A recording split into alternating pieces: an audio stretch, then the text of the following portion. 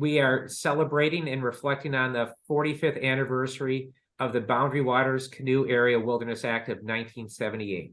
That was passed 45 years ago on October 21st, 1978.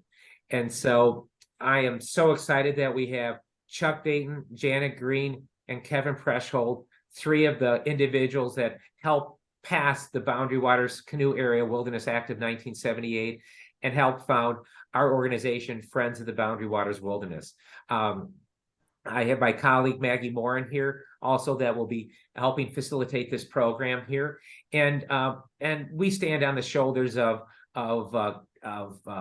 Chuck and Jan and Kevin here, and all the individuals that were so active in the 1970s and created our organization and led to the passage of the 1978 Act. Chuck Dayton is a longtime environmental attorney. In addition to founding the Friends, he also founded the Minnesota Center for Environmental Advocacy, and he was a path-breaking litigator and also a lobbyist at the legislature, and led to the passage of the foundational environmental laws that we have in Minnesota, including the Minnesota Environmental Rights Act. Janet Green is one of Minnesota's leading ornithologists, in addition to being a founding member of Friends of the Boundary Waters Wilderness. She's been very active in the Audubon Society over the years, and was profiled in the Conservation Volunteer magazine that many of you get from Minnesota DNR, and she is a real champion for outdoor protection in the wilderness, and being a leading ornithologist, and she's finishing up another update on Minnesota ornithology book that will be in print in the upcoming months here, hopefully. There. And Kevin Proescholdt is one of my predecessors. He was an executive director of Friends of the Boundary Waters Wilderness. As a college student, he became involved in this endeavor here, and he still looks so young there, Kevin, and he started so young as a college student from Iowa, became involved in the founding of the Friends, and is now with Wilderness Watch that works on wilderness protection nationally here. And so we now have this beautiful over 1 million acre wilderness area along the Canadian border in northeast Minnesota, but it did not happen by accident. It was through the involvement of Chuck, Jan, and Kevin here, and so many others. And we're going to find all the work that it took to make that happen. And so to kick this off here, I'd like Jan and Kevin to talk about that period before we had the Boundary Waters Canoe Area Wilderness Act, the efforts that began in the early 20th century and continued for decades. So Jan, if you would please kick it off with that sort of foundational work that led to the passage of the 78 Act. Okay, well, I don't quite go back that far, but I'm almost 90. But so it started in the early 1900s, 1909, 1902 were dates where the Forest Service came into play in understanding what they had there as the ecological importance of the Boundary Waters area, which was part of the Superior National Forest, and it was run by foresters. So we helped forward a bill that took the common point of view of foresters, which was you cut the wood, and trying to get away from that to the ecological importance of the Boundary Waters, which was part of our mentor, Bud Heinzelman's life's work. Okay. As time went on after the establishment of the Superior National Forest in 1909, there were a number of efforts to try to protect the area. That included back in the 1920s an effort to stop an ambitious road building plan that would have built roads across what's now the heart of the Boundary Waters. That led to the first administrative wilderness designation in 1926 by the U.S. Secretary of Agriculture, William Jardine. But that did not solve it. There were problems that continued, and it led to efforts by early conservationists to pass the Shipstead-Newton-Nolan Act in 1930 that prevented the dam construction and the alteration of the natural water levels. In 1948, the Thai-Blatnick Act that provided money to the Forest Service to buy inholdings for the first time. In 1949, Harry Truman signed an executive order establishing an unprecedented airspace above what's now the Boundary Waters, where float planes could not fly over and land. And still there were continuing problems up into the 1950s. At that time, the national conservation movement began trying to pass a wilderness bill through Congress, starting in 1956, when the primary Senate sponsor was Minnesota Senator Hubert Humphrey. Hubert got lots of pushback, including from the Forest Service. The chief testified saying he didn't want to end logging in the Boundary Waters, and local residents didn't want any curtailment of motorboat use in the Boundary Waters. Humphrey fashioned a compromise after getting hammered on those that became Section 4D5 of the 1964 Wilderness Act when it finally passed, and that singled out the Boundary Waters for allowing continued motorboat use and continued logging in the Boundary Waters. So it was extremely fortunate that we could get the Boundary Waters included in the new National Wilderness Preservation System, but it sort of created this situation where the Boundary Waters was a wilderness in name, but not in management. Which is a distinction that people have to bear in mind to look at what happened subsequently. Well, in 1972, I had become a lawyer for the Minnesota Public Interest Research Group. It actually was the only place in Minnesota where it was possible to be a white hat environmental lawyer and make a salary, which wasn't very much. And one of our staff people on a trip to the Boundary Waters discovered that there was salvage logging going on in an area where there had been a blowdown, and came back and talked about it. And we started to look into logging in the Boundary Waters canoe area. And we started meeting with the Forest Service and finding out that there were actually 15 active sales in the Boundary Waters. And we tried to persuade them that logging was a bad idea, which of course we were unable to do. And so we decided that we were going to start a lawsuit. And so I had to have expert witnesses. And I went to see Herb Wright at the University of Minnesota, and he sent me to see Bud Heinzelman. And Heinzelman, as it turned out, became the real hero of the 1978 Act. He was working for the Forest Service, and he said I could come over to his house at night and talk to him about it. And he laid out all of his maps on the table because he had been for some time studying logging in the Boundary Waters and documenting the fire history of the Boundary Waters by coring thousands and thousands of trees all throughout this huge area. And he told that story of how fire is really the way that the forest gets renewed. And he was inside the Forest Service talking as an advocate for stopping logging, but he couldn't go public on that really because he was because of his Forest Service employee, and it would be against the Forest Service policy. So I told him I wanted to be a witness, and he said, I can't, I'm with the Forest Service. And I said, oh, I'm going to subpoena you.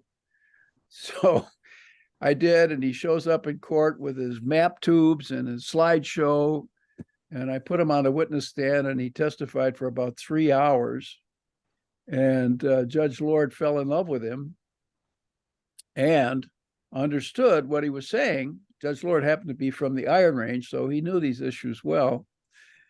And he ruled in favor of us and ordered an environmental impact statement on the existing sales under the newly adopted National Environmental Policy Act.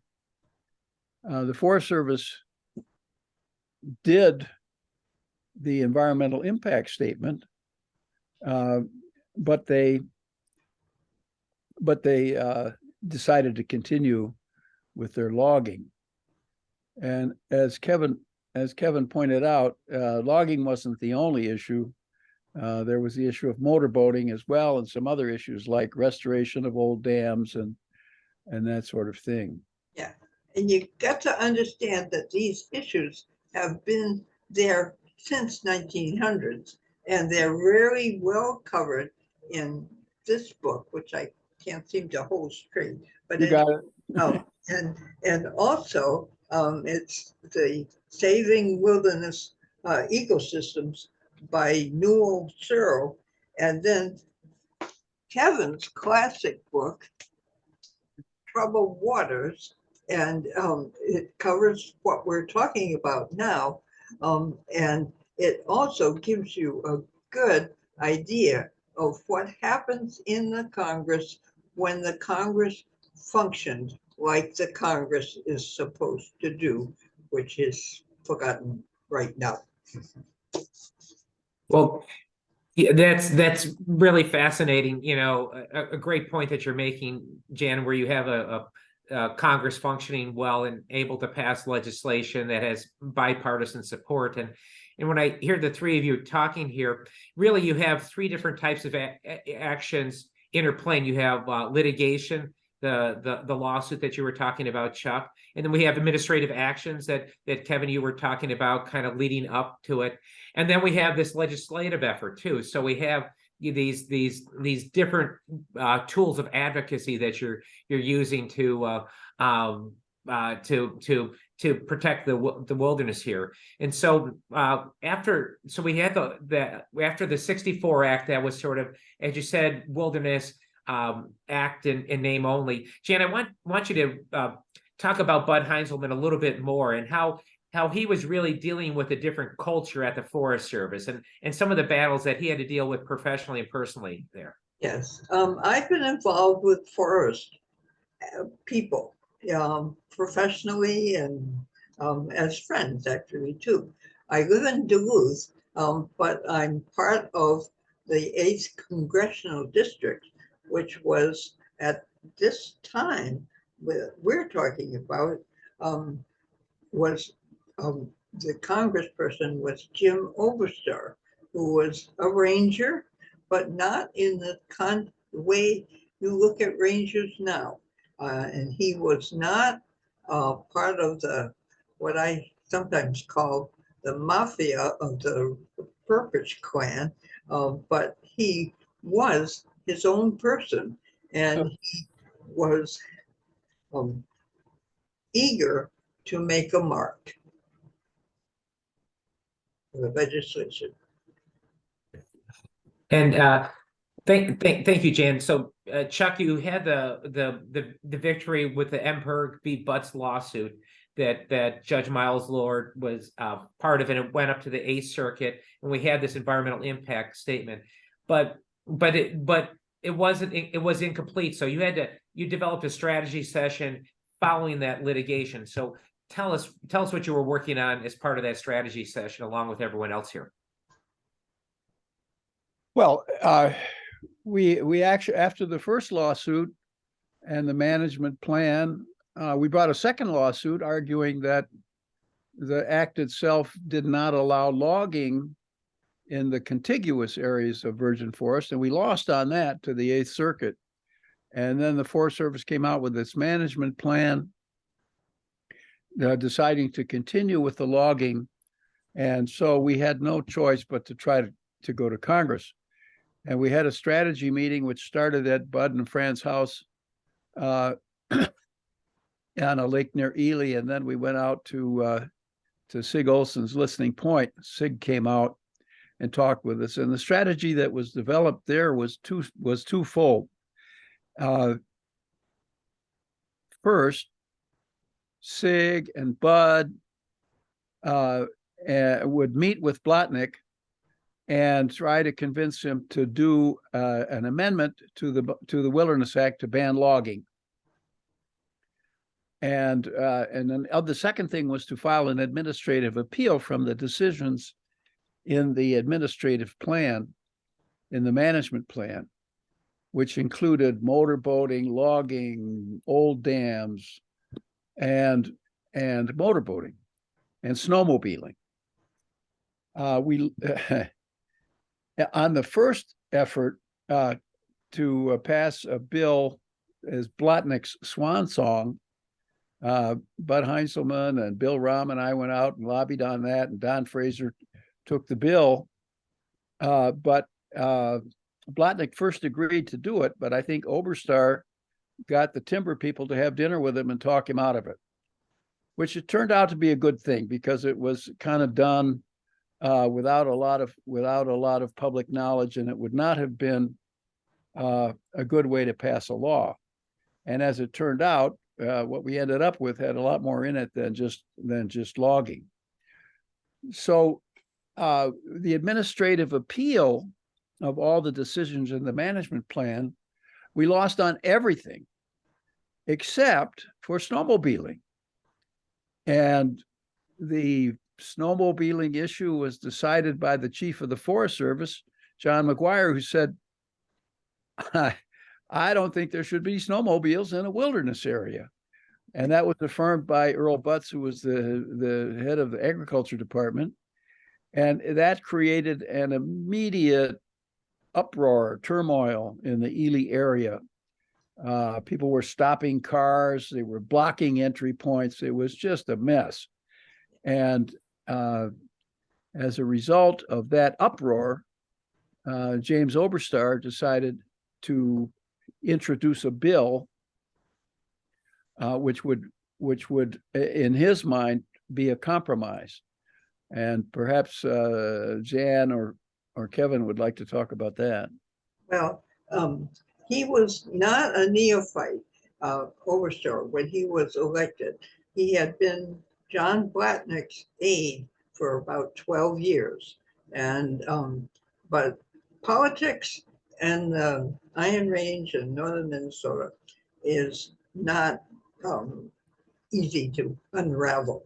And he had his bill, and he brought it to the people who were important in this issue in October of 1975.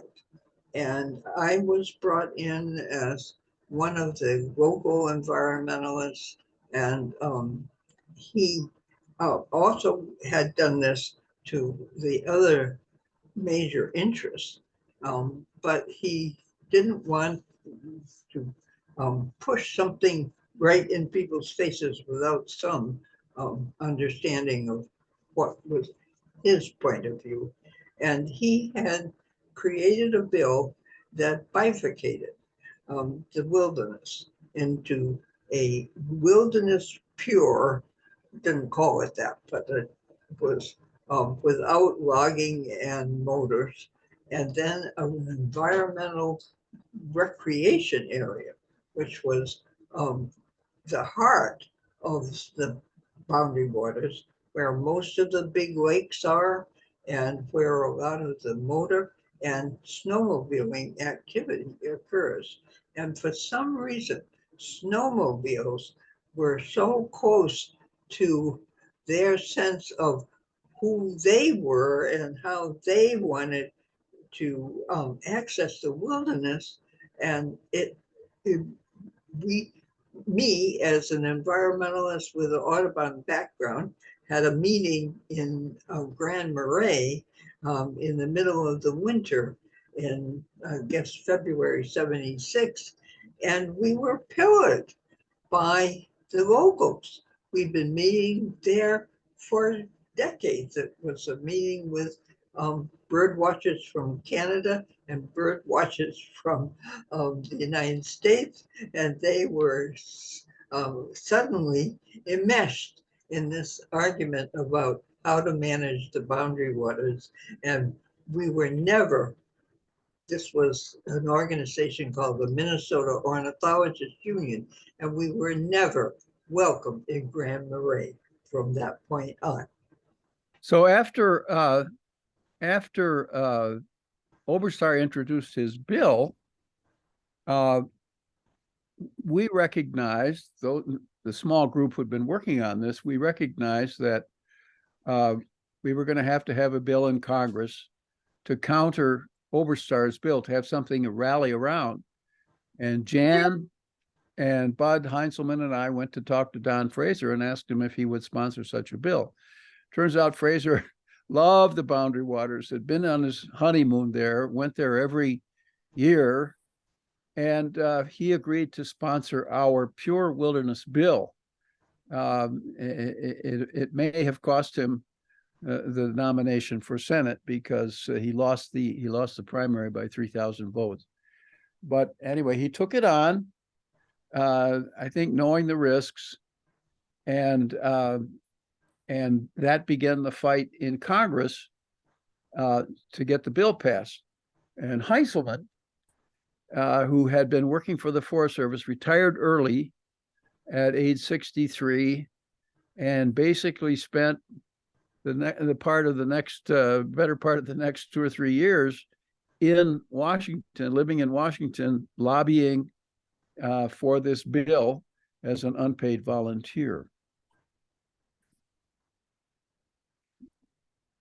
So at about the same time that Don Fraser agreed to introduce the Pure Wilderness Bill, the environmental community had a big meeting at Hinckley, midway between Duluth and the Twin Cities, and decided to form the Friends of the Boundary Waters Wilderness as a kind of a new organization, really more of a coalition at that time of all of the people interested in protecting the boundary waters as wilderness character.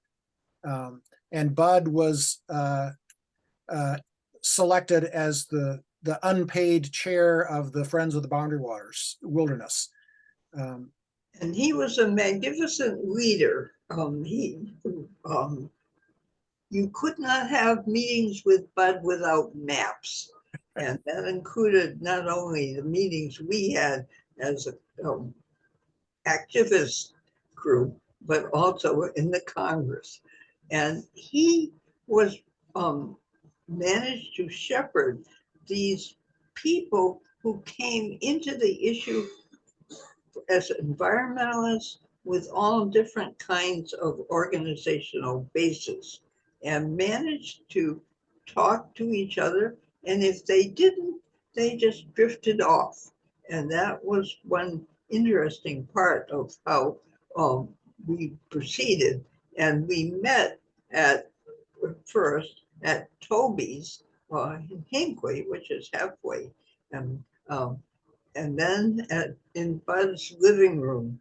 I remember some of the other meetings. Yeah.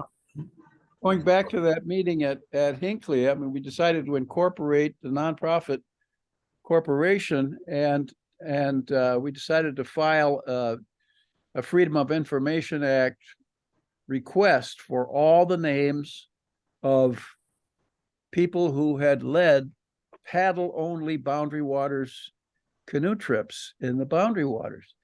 And needed a permit for that, by the way. So because the names were collected on permits when you signed up for your permit.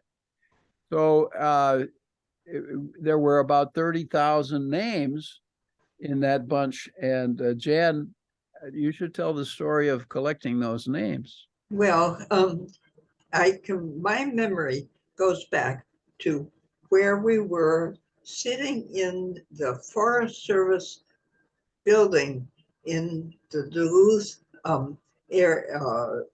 government office building. And their staff would wheel in loads of permits. And I and Kevin, and Dan Engstrom had organized, I organized school teachers who had been in Audubon, and Dan organized young guys who were part of his groups. And they hand wrote, or well, I know one of my teachers brought a typewriter, but we went on, and that was a Herculean activity, but absolutely crucial. And if Bud hadn't had that bright idea, I don't know where we would be. And that list formed kind of the big mailing list for the very first Friends publication and mailing that came out in the spring of 1976. That really laid out, it was a very nicely done booklet with lots of photos, and it really laid out the threats facing the boundary waters and the need to support and pass the Fraser Bill. Yes, a little aside of that, there was also a poster that was created by Jerry Bibbercombe, who was a well-known photographer at that time. And it had a message of take one last look before it vanishes, with a beautiful scene and a red canoe in the foreground. Now, I cannot locate, I keep everything, unfortunately, but I cannot locate a copy of that poster. So if any of our audience today has a hand on that poster, it's a treasure of how visuals can emotionally pull people into. Well, that poster was great because it was passed out by the people who were doing the lobbying in Washington to Congress people, and you'd go to a congressperson's office and sometimes you'd see that poster on the wall. But as the Fraser had his bill introduced, and as a result of this mailing and the formation of a instant nationwide organization, by the way, that was my idea. I take credit for that. Yes. Acting, because I often say it was the third best idea I ever had after the two women that I married. But we started lobbying in Washington, Heintzelman leading the charge along with Dan Engstrom and a whole group of other folks who got out there and started lobbying on behalf of this bill. And Kevin, maybe you can help me out here, but there were a lot of people involved with that. Yeah, And, we had, and you know, on that point, I want to interject for a moment and kind of tee something up for you, that what you've done is you've created a movement here with a lot of people. So maybe Kevin, you want to talk about some of the other individuals that were involved and you know, identify them by name. You know, some of the folks, because it was a sort of a team effort, a movement that was created here. It was definitely a team movement, and lots of people involved from all across the country. You know, we had Dan Engstrom as the Northern Vice Chair of the Friends, based out of Duluth. We had Bill Cunningham and then Erica Sitz as the Southern Vice Chairs of the Friends in the Twin Cities. We had Isaac Walton League members like Wes Libby and Dave Zentner from Duluth who were involved. We had just all kinds of people. You know, Kevin, you had a number of lawyers involved in addition to Chuck, right? You had at the Great Plant Moody firm, you had Dick Flint and Steve Snyder and a number of them. Yep. We had people from across the country, Terry and Paulette Roit from the state of Virginia, who formed, like they called it, the East Coast Advocates for the Boundary Waters. And they did a lot of lobbying on the states in the East Coast. Paul Nachman from Illinois, who helped organize the state of Illinois for the campaign. I can add a few. And Yeah. Kevin, you yourself from Iowa. Yes. Had Iowa to control. Yeah. And Jonathan Ela and Trish Record from the Sierra Club, and Brock Evans from the National Sierra Club, and Roger Rahm.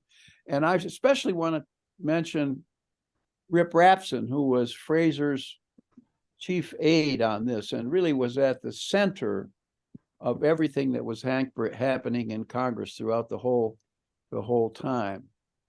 Yeah. I remember the Friends had a strategy session. I think it was in the spring of '77 at Elm Creek Nature Reserve in the Northern Metro area. And I drove up from Iowa for that. Rip came from Washington, D.C. Bill McGee was there, old Bill McGee, who had been fighting for wilderness for decades. And it was a real strategy session for kind of firing up the grassroots and marking out kind of the lobbying strategy session going forward. I should also point out, that there was a strong opposition to this bill, and they were well organized. We were not playing tennis with the net down. There was a very strong and very energetic group called was it Conservationists with Common Sense?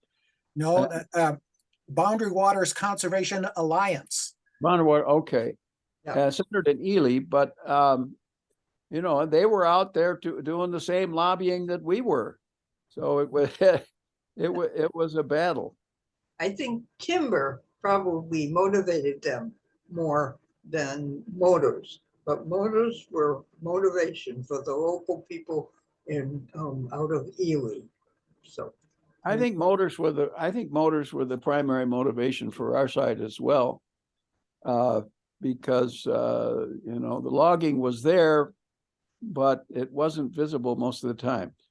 So in any event, we began to have hearings in Washington before Phil Burton's committee in July of 1977, and Burton was the chair of that Natural Resources Committee. Have we talked about Phil Burton at all? Not yet. Burton was a character. Very bright, very well-liked congressman. He almost beat Tip O'Neill for the Speaker of the House, and was the head of this subcommittee. And I think it was Jan who said that he began to receive letters from people from all over the country about this Boundary Waters that he's never heard of. And as many did, he fell in love with Bud Heinzelman. And so Heinzelman would bring his maps and set them out on the floor of Burton's office, and Burton would sit there with a glass of vodka and his shoes off and point at the maps with his toes and say, "Tell me about this Saganaga." But Burton had many ideas. He incidentally was the predecessor of Nancy Pelosi from San Francisco. Yes. He had many ideas that helped to soften the impact of the bill locally. We made more timber available outside the boundary waters for cutting by the logging companies. There were some grants available to local authorities to try to promote tourism. There was an opportunity for people who had resorts on lakes that were close to the boundary waters to require the government to buy out their resorts at a price set by a local jury. So he thought more broadly than just banning things, and he was an amazing guy. he was a close friend of Don Fraser's as well. And I know Don had told me at one point when we interviewed him for the book that Burton felt like Burton would do the dirty work, the hard, dirty work, and try to protect Don politically. Because Don began to consider running for the U.S. Senate seat that had been vacated when Hubert Humphrey died and then filled with Muriel Humphrey. And so that led Burton to draft the young Bruce Vento, who was still a freshman in Congress, to produce a committee compromise bill called the Burton-Vento bill that was released in March of 1978. Kevin, I want to ask a couple questions here. First, I want to again welcome all our participants here in this webinar and thank them for being part of it. You can add comments in the chat tab at the bottom of your screen, or questions in the Q&A tab, and we'll respond to questions with about 10 minutes left in this webinar here. And I want to thank, I know we have a number of people that were active in part of the effort as well, including Steve Snyder here, who's participating as well. So thank you so much, Steve, for being part of that, and thank you for all that you did to help pass the 1978 Act here. And kind of the question I wanted to tee up for you, Kevin, and everyone else. So why did Phil Burton care about? He's from California. He's in line to become speaker, which he just missed here. How did Phil Burton become involved in? Why did a congressman from California care about it? Well, Burton was not a wilderness visitor himself. He once quipped that his idea of a wilderness experience in the Golden Gate National Recreation Area in the San Francisco area was walking from his car to the drinking fountain. Yeah. But he believed in it. He understood it. And he was captivated by Bud, as so many of us else were. Something about Bud's purity as a scientist and a lover of the woods captivated Burton. And I think, unfortunately, the environmental movement has moved away from thinking of these wilderness values as something that nature provides to the great outdoors, which is recreation. And I think that's a challenge for all of us in the future, to try to get back to the core of what is wilderness. So the bill actually passed the House in June of 1978, and it was by a wide margin and over the objection of Oberstar and Al Quie, but by a pretty resounding margin, because of our national support that had been built up by the Friends. And it went, then of course it went to the Senate, and Wendell Anderson had Excuse me, Chuck, I want to ask you a question about Al Quie here. There was a comment in the chat, like, did Al Quie try to put a temporary hold on the bill? And is there a backstory on his involvement? Maybe you want to talk about Al Quie for just a moment here. Kevin, you have an answer? Yeah. Al Quie was really respected in the House. He had been there for a long time. He had been a co-sponsor of the 1964 Wilderness Act.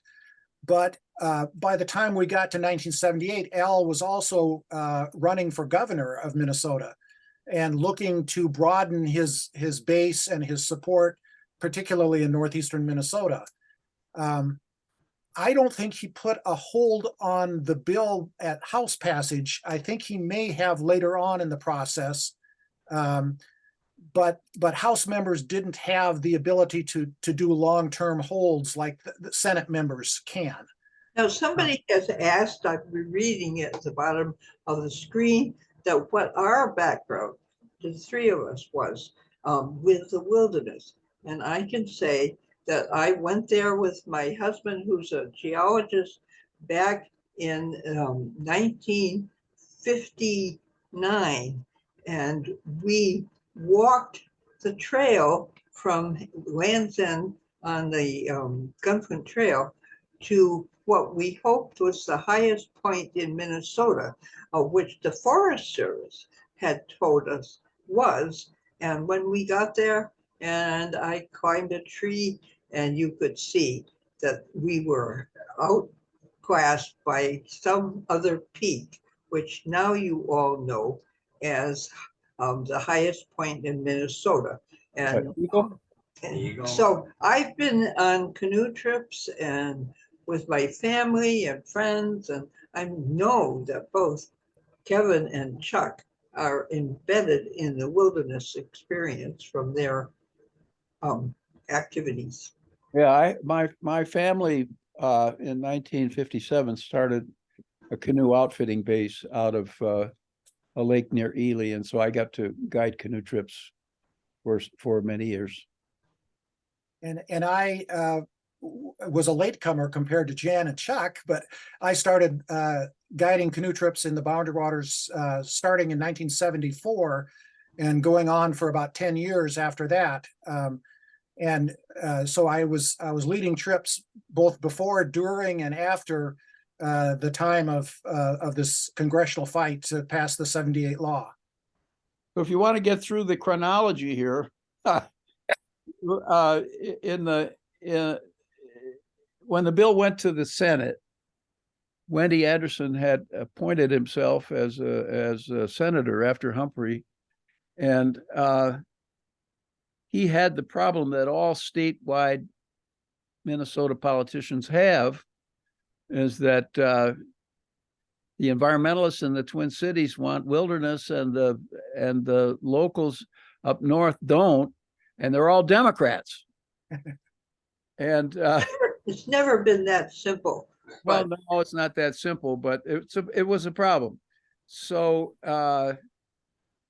he at first was not supportive of the bill, and Kevin, you could talk about Bud's reaction to that and how the Senate Resources Committee managed to take a trip.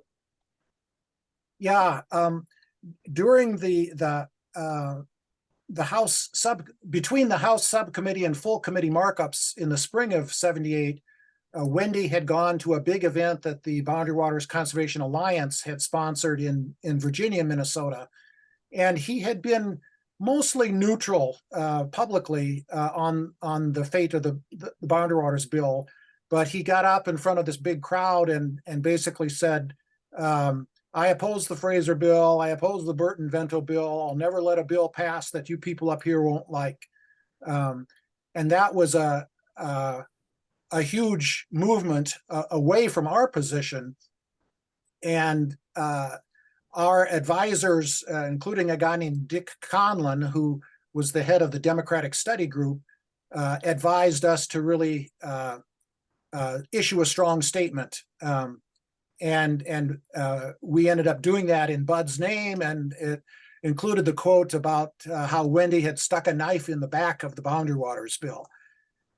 So after the House passage of the bill, the bill was in Wendy's court, essentially, and he had introduced his version of the Boundary Waters bill in June of '78, which was really bad from a wilderness standpoint. But then either I'm not sure if it was under his push or Senator Jim Aberesk from South Dakota decided to arrange a Senate field trip to Ely and Seagull Lake at the end of the Gunflint Trail to see the area for themselves. And Chuck and Jan, I think you were both there. I was not. I think I was leading trips at the time. So, yes, I was on the trip, and as I mentioned, I was riding in the cab of a truck on what was called the 4-mile truck portage at that time with Everest, and he wanted us to make the local understanding. He felt that the Congress at his level shouldn't be telling people that this piece of land will do this and this piece of land will do that. And so we all, at the end, ended up the basement of the old house, or I don't know, Chuck, what was it? The basement? Well, after we on this field trip, the members of the Senate Natural Resources Committee were there. And we also went to Basswood Lake, went out in a motorboat, and then we flew over to Seagull, talked to people there. They had a picnic, flew back to Ely, and the entire committee met in the courthouse of Ely, Minnesota, and the members of the Senate Natural Resource Committee sat in the jury box, and they heard testimony from both sides. And Aberesk called Wendy aside, and then he came back and he said, "You know, there are 1,000 lakes here, and how is Dale Bumpers from Arkansas going to figure out which lakes should have motors and which lakes should not?" So what I'm going to do is I'm going to make my chief staff person available, and each side designate a negotiator, and we're going to lock them in a room until they come up with a compromise. And that's what happened. And a young lawyer from Ely, Ron Walls, represented the pro motorboat side, and I was representing the pure wilderness side. And we negotiated in the basement of the Senate office building, where I was told the Senate wives used to roll bandages for soldiers in the Civil War. And we were there for 2 days, and they sent Scoop Jackson, who was then the majority leader, come down to tell us how important it was to reach a compromise on this. And we still hadn't made much progress until the night of after the second day, when Basswood Lake, which had been the nut that we just could not crack in terms of deciding whether it's going to have motors or not, we said, let's look at Basswood Lake as 7 different lakes. And Basswood is a big lake. It can be pretty rough for canoeists. It was the lake that the fishermen liked the best. And once we decided what to do with Basswood Lake, which was to carve it up into motors and non-motors, we were able to negotiate all the rest of the lakes. We stayed up all night. Yeah, we certainly did. And Jan was there, Kevin was there, my first wife Kathy was there, Rip Rapson was there, and Bud was not happy with the idea of a compromise. I'll tell you, He was devastated. yeah. One of the memories of Bud, after it was all over and we had left for the rest of the night, sitting with him and Fran on the marble steps someplace in the Congress, where he cried, and he had lost the purity that he wanted for the boundary waters. However, we managed to get rid of logging, and we got rid of motorboats on about more than 80% of the boundary waters. And but after Ron Walls and I had signed this agreement, which incidentally banned towboats, Yes. it was just a piece of paper that Ron Walls and I had agreed to. And so we each had to go back to our constituencies, and we had a meeting at Bud's house with the friends, and Ron Walls had to have a meeting in the high school auditorium in Ely and also at Grand Marais. And at the meeting in Ely, after he explained the compromise, somebody stood up and said, "Anybody who's in favor of this turkey, stand up." And of course, nobody did. And the same thing happened to him in Grand Marais, where he was shouted down. And so the press called us up and said, "What are you guys going to do?" And we said, "Nothing, because we don't have a deal." And a few days later, I got a call from David Levidoff, who was an advisor to Wendy Anderson. He said, come over to my office, and I did. And he said, Wendy thinks that this must be a pretty good compromise because nobody seems to like it. What would you think if we went with it?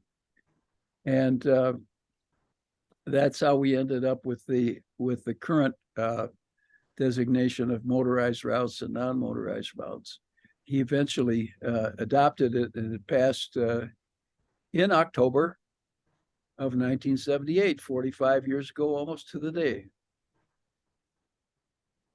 Wow, it's quite an epic story here, isn't it? Boy, thank you so much for that. We have some questions and comments in here, and I want to ask to I'll start with Jan on this. You know, from your perspective, Jan, what was the biggest surprise of the passage of the 1978 Act? What was the biggest surprise in that sort of journey there? And I'll have each of you respond to that question. But let's start with you, Jan. Well, it wasn't really a surprise, but it showed us what citizens could do as a voice in the Congress. And I just want to get across the idea that what we did as citizens could not be duplicated now. The structure of our society in the political sense has so been corrupted that a bunch of citizens can't make that kind of result for the nation. Thank you, Jan. And Kevin, what was the biggest surprise for you? I think that we got the 78 law passed into law. I think it's easy for us now, looking back 45 years, oh yes, of course, we were going to get a wilderness bill passed, but it was never assured. It could have been killed at any one of dozens of points of time. And we had people in the Congress, in our coalition, all helping to try to get a good outcome. And we didn't get everything that we wanted in the 78 law or everything that's needed. And to some extent, we're still trying to get the law fully implemented on the towboat issue that Wilderness Watch has active litigation now, trying to finally get the Forest Service to abide by the intent of Congress on the commercial towboats. But it was almost miraculous that we were able to succeed as much as we did. I think my biggest surprise is that Kevin doesn't look any different than he did back in 1970. And also, it's not a surprise, but I think one of the most heartwarming thing was the national support that this area is able to generate whenever it's in trouble. Sig Olson said every generation has to save it again, and that seems to be true now with the mining issues that we have. But the support never wanes for this beautiful and pristine area. And thank you for doing it. It's nice to have something to celebrate these days. Oh, well, it really is a celebration here. And I'm looking at some of the comments that are in here. Paul Sitz, Erica's husband, mentions that he's sitting in front of one of the posters from back in the day. So Jan, if you're looking for someone who maybe have some of those I wrote that down. That was Paul Sitz, who's Paul Sitz, widower of Erica Sitz, who was an environmental activist. Yes, and Paul was a key player in his own right as well. Paul was out in Washington helping with the lobbying as well as Erica. Mm-hmm. And when I hear this conversation that we've had for the last hour here, you created a movement in so many ways. I jotted down some of the notes here, picking up on something we just talked about. You used art as a way of connecting with people. You had that poster and connecting with people emotionally as well as intellectually. And you used a lot of different tools. you had lawsuits, you had legislation, citizen action. You really used all these different tools to kind of get over the finish line on October 21st of 78, and recognizing that the work isn't done. And you had with Bud Heinzelman, you had, in addition to someone who had that integrity in science, he also had that charisma that really captivated people, and including Representative Phil Burton, who wasn't much of an environmentalist, but he received from those thousands of postcards and notes that you generated, understood the political benefit and how you really upstaged the Alaska Act that was also being considered at the same time. So, and then you've also brought people there with those hearings. So to see the place is to love it. So you had all these different ways of making it happen. And, you know, I'd like to have each of you kind of give some final reflections on things. And, you know, Jan, I'll start with you here. What's some final thoughts for everyone on the line here?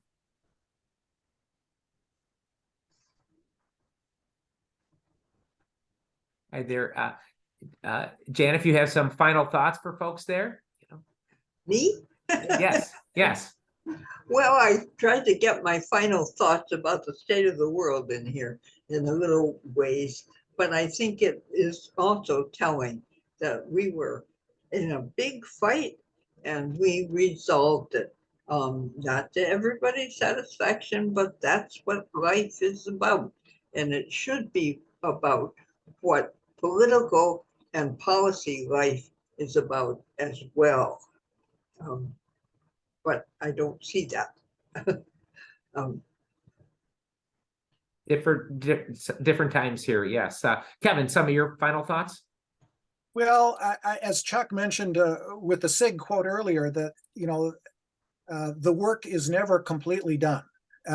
All of us who love the boundary waters need to remain as active and involved as we can. And we need to always be recruiting the next and newer generations to get involved, because without a real active and committed citizen base, the protections can get eroded over time. And we see that sometimes happening with other wildernesses across the country.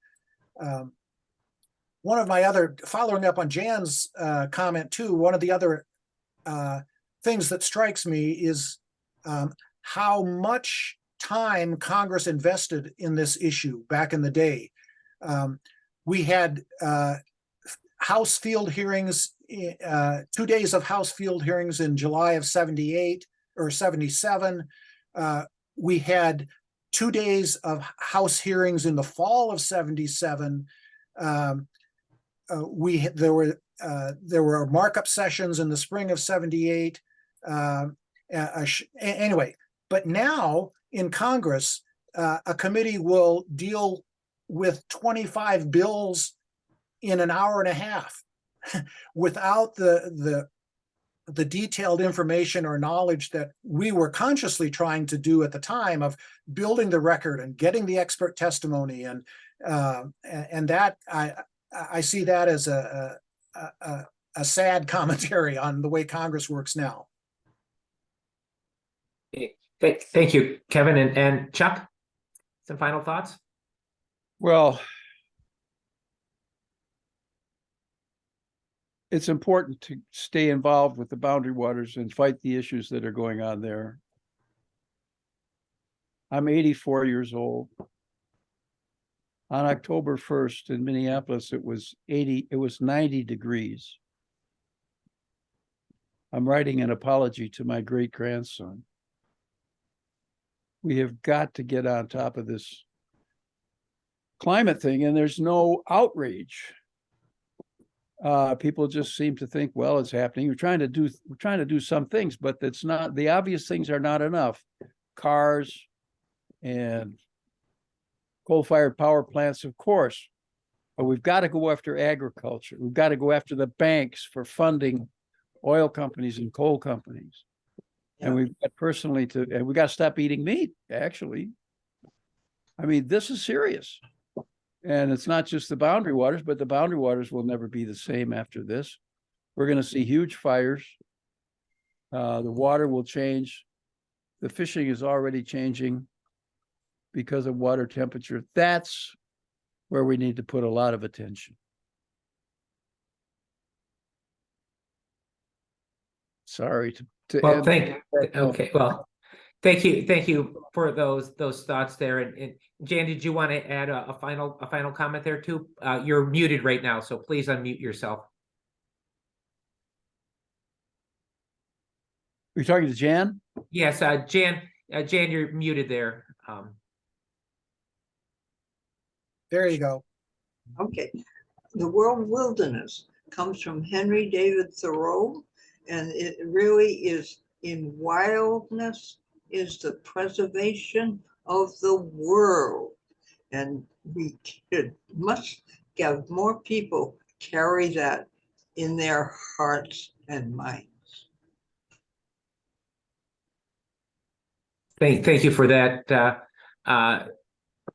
Jan here. And, you know, I want to again thank all of you. We stand on your shoulders, and it's a movement, and it's a privilege and honor for me to be part of that effort to carry the torch now, and to hand that torch off to the next generation when that day comes here. I wanted to mention we have some activities coming up here.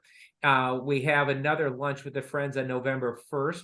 We will be speaking with a noted author and intellectual, Alex Kotlowitz, who writes about really important issues of race and poverty, and has been on the New Yorker Radio Hour and This American Life, and has written in the New York Times about his love of the Boundary Waters. And then we will have an event on November 15th at Lake Monster Brewery, Boundary Waters Trivia. It'll be a lot of fun there. So if you're in St. Paul or Minneapolis or in one of the nearby communities, you can come down on November 15th.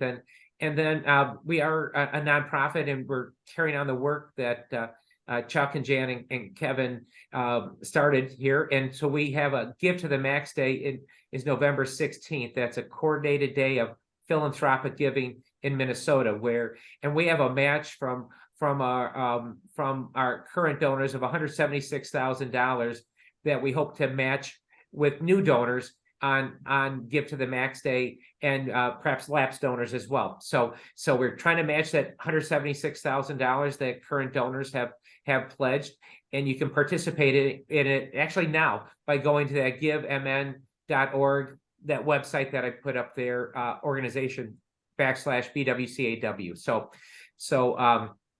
that is a way you can help us have the resources to continue on the work that Chuck and Jan and Kevin started in the 1970s.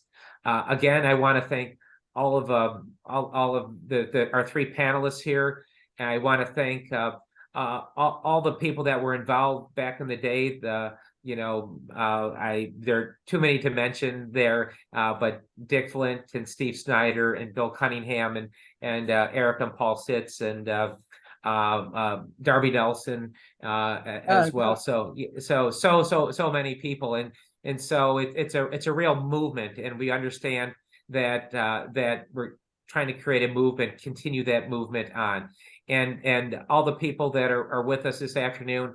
I especially want to thank you. We have the privilege to work for Friends of the Boundary Waters, but you are equal partners and the most important partners in this effort. So thank you for the hundreds of people that are on the call right now. So thank you so much. We are grateful to you, and you make our work happen. So thank you for, again, Chuck, Jan, and Kevin here, and everyone who's on the call. Have a great afternoon. Goodbye there. Thank you.